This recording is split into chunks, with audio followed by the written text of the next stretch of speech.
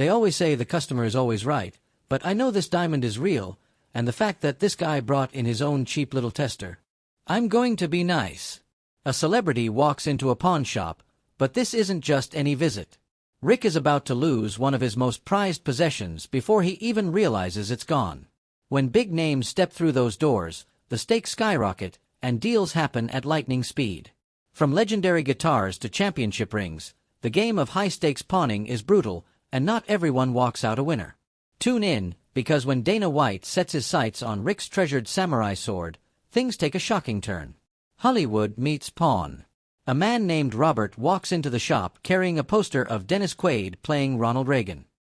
He's beaming, certain that this poster, signed by Quaid himself, is worth at least $350. Rick, of course, isn't about to just take his word for it.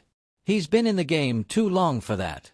But as Rick takes a closer look, his expression shifts, not with skepticism, but with something else entirely. Something that makes even Chum pause.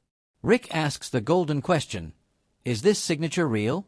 Robert, without missing a beat, swears up and down that it is, but anyone selling something at a pawn shop will say their item is the real deal. Rick calls in an expert.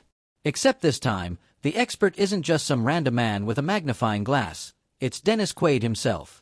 The moment Quaid walks in, Robert looks like he's about to faint.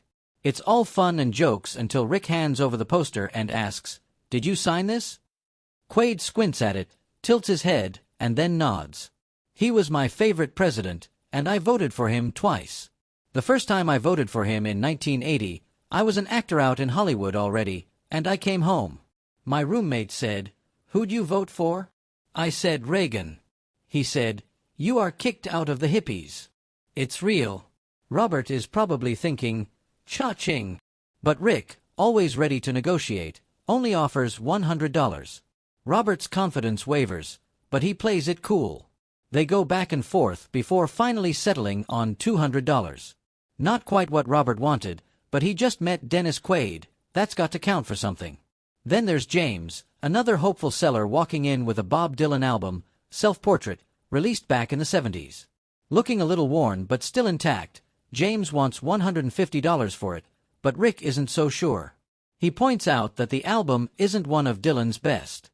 It's mostly cover songs, not original material, not exactly a hit among collectors. Rick plays it safe and lowballs James with an offer of $50. James hesitates but finally gives in. What he doesn't know is that Bob Dylan is actually in town performing in Las Vegas. Rick hatches a plan, get the album signed, flip it for a higher price. He sends Chumlee on a mission. By some stroke of luck, Chumlee manages to run into Dylan outside his hotel. Dylan, being gracious, agrees to sign the album. But here's where Chumlee messes up big time. Instead of just getting the signature, he asks Dylan to personalize it to him. Back at the shop, Chumlee proudly presents the signed album, grinning from ear to ear. Rick, on the other hand, is not amused. He stares at the inscription, "To Chumlee, best wishes, Bob Dylan."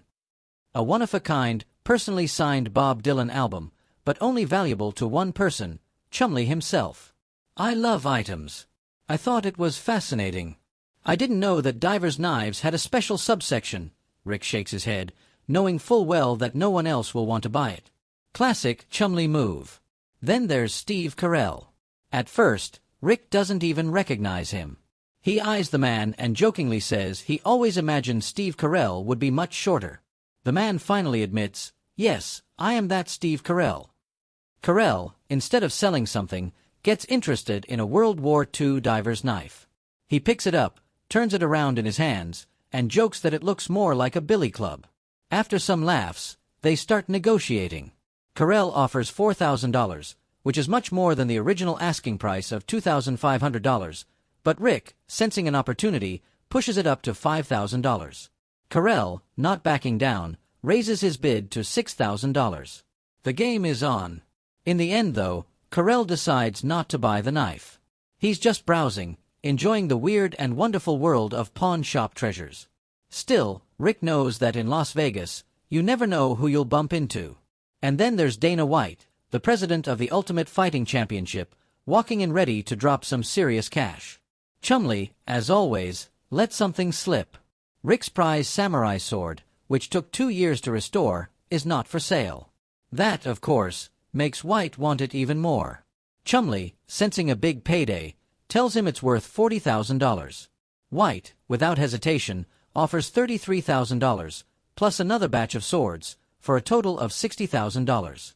Before Rick even knows what's happening, the deal is done.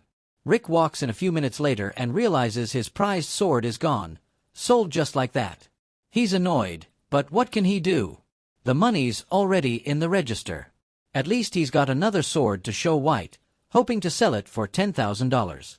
White, always the businessman, talks him down to $9,000. Another deal done.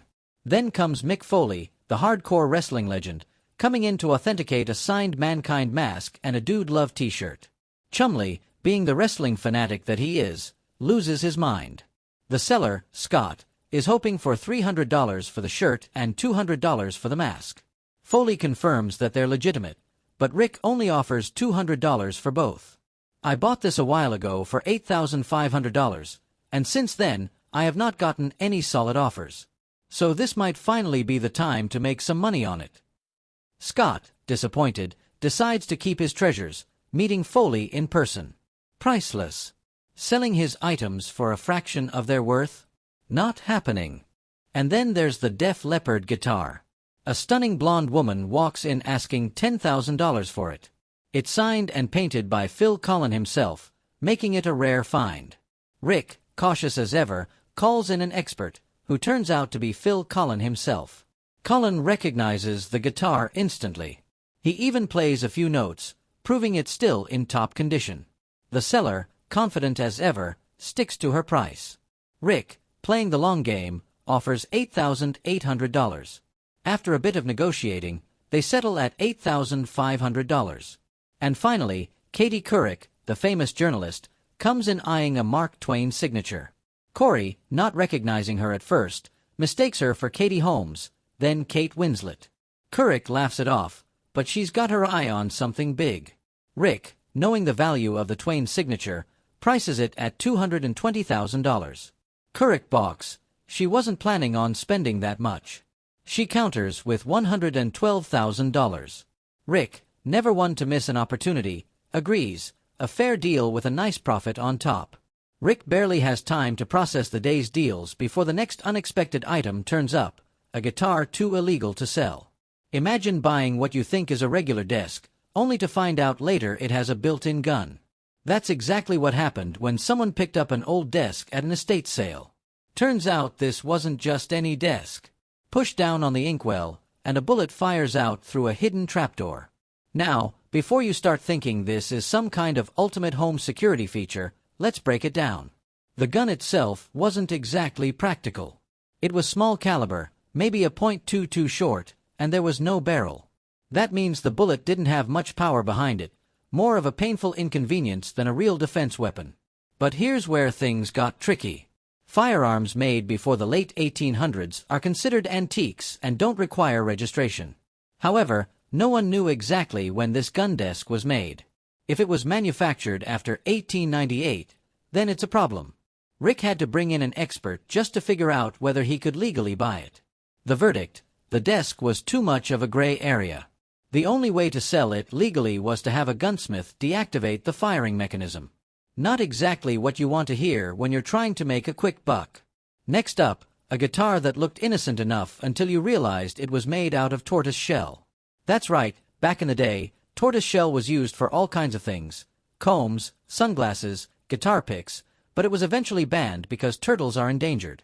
The seller had no idea whether it was legal to own or sell. The pawn shop had to call in an expert, and the answer wasn't great. Selling something made from real tortoise shell can land you in serious trouble. People have paid massive fines and even done jail time for selling these things illegally. The verdict: no way the shop was touching this thing, even if it was an item. It just wasn't worth the risk. Combs, sunglasses, guitar picks, all sorts of stuff.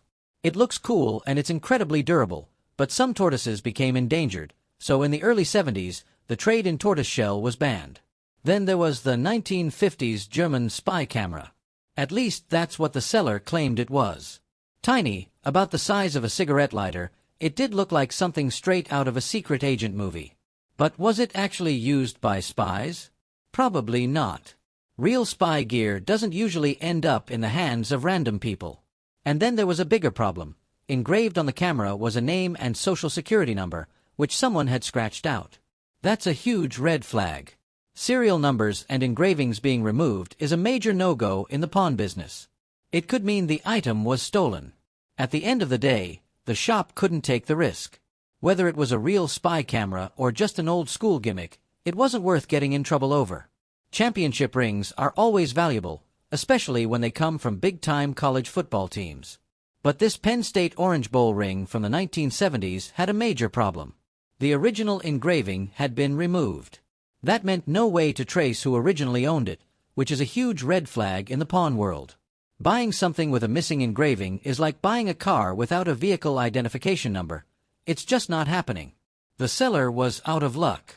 The shop wanted it, but they couldn't legally buy it. One of the wildest items brought in was a silver shekel from Tyre. This was the same kind of coin that, according to the Bible, Judas was paid with to betray Jesus. That alone made it super valuable, but there was a catch. The shop had no way of knowing if it was stolen. Turns out the original owner had reported it missing, and the police got involved. The shop had to put the coin on hold, and it looked like they were out $1,600. But in a rare stroke of luck, the insurance company had already paid out for the stolen coin, meaning it was now free and clear. And guess what? It was real, not the exact Judas coin, but still worth thousands. Buying and selling rare items is always a risk. Whether it's a hidden gun inside a desk, a guitar made from band materials, or an ancient coin with a questionable past, there's always a chance that something isn't quite legal. In the pawn world, you either make a smart deal or end up losing big time. And when the law gets involved, things can go from bad to worse real fast. Just when the shop seems to have seen it all, something arrives that changes everything. A custom Mustang and a high-stakes test drive. The pawn shop business is full of surprises, and some of the biggest transactions in history have happened inside those four walls. When people need quick cash, they bring in anything from rare coins to luxury cars, hoping to walk out with a small fortune. And sometimes they do. Most people walking into pawn shops with guitars don't have much more than a dust-covered Fender they found in their basement. But Vic Flick was not just anybody. The man behind the legendary James Bond theme walked into the shop carrying his 1961 Fender Stratocaster. This was not just any old guitar. It had been played on classic recordings from the Beatles to Tom Jones. The price he asked for? $70,000. After some haggling, the deal closed at $55,000, a small price for a piece of rock history. When a piece of presidential history walks through the door, there is no way Rick Harrison is going to let it slip away. This time, it was a cigar box that once belonged to none other than John Fitzgerald Kennedy. And if that wasn't impressive enough, the cigars inside were still intact. Since a similar John Fitzgerald Kennedy cigar box had previously sold for well over $500,000 in the 90s, getting this one for $60,000 was practically a steal. Back in the year 2013, Hers teamed up with Roger Penske to create a rare gem. Only 150 custom GT Mustangs bearing his name. One lucky owner decided to part ways with his and rolled into the shop looking to make a deal. To prove it was the real deal, professional race car driver Joey Logano took it for a spin. The test drive must have been convincing because it sold for $60,000. Rick Harrison does not just wait for treasures to walk through the door. Sometimes he goes out looking for them. Concealed in all kinds of things, swords, canes, even cameras. I've seen desks with hidden gun compartments, but I've never seen a desk as a gun. It's something straight out of a James Bond movie. When a customer offered $70,000 for a 1915 Panama Pacific $50 gold coin, Rick flew to one of the largest coin auctions in the country to track one down. After some intense bidding, he landed the coin for $67,500, leaving with a solid profit.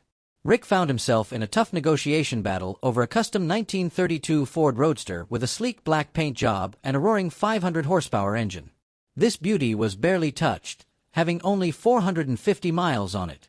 After a back and forth that felt like a boxing match, they settled on $68,276. Not too bad. Imagine winning a coin in a poker game and finding out it's worth a small fortune. That's exactly what happened when a man walked in with a 1922 high-relief dollar.